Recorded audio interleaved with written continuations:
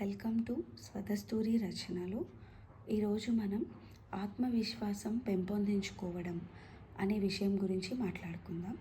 మనం ఇంతకుముందు మాట్లాడుకున్నప్పుడే ఆత్మవిశ్వాసం చాలా ముఖ్యమైనది, అది మనకు చాలా అవసరం అని అనుకున్నాము.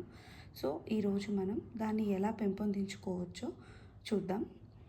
ఆత్మవిశ్వాసం పెంపొందించుకోవాలంటే మీకు మీరు చేసుకునే వాగ్దానాలను నిలబెట్టుకునే కొద్దీ అది నిర్మితమవుతూ ఉంటుంది.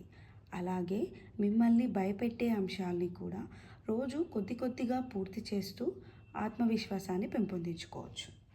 అది ఎలాగంటే, ఈరోజు ఫలానా పని పూర్తి చేయాలి అని మనం తీర్మానించుకుంటే ఏదేమైనా దాన్ని చేసేయాలి.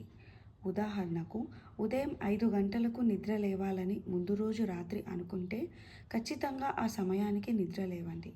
అలాగే ఒక క్లిష్టమైన పుస్తకం చదవడం కానీ, కఠినమైన వ్యాయామాన్ని చేయాలి, దాన్ని మొదలుపెట్టాలి అనుకున్నప్పుడు కానీ, కొత్త కొత్త పదాలని నేర్చుకోవాలి అని అనుకోవడం, అలాగే ఎప్పటి నుంచో వాయిదా వేస్తున్న కీలక విషయాన్ని చర్చించడం, ఇలాంటి విషయాల్లో కొద్ది కొద్దిగా ప్రయత్నిస్తూ మీ వాగ్దానాన్ని మీరు నిలబెట్టుకున్న ప్రతిసారి ఆత్మవిశ్వాసం పెరుగుతూ ఉంటుంది.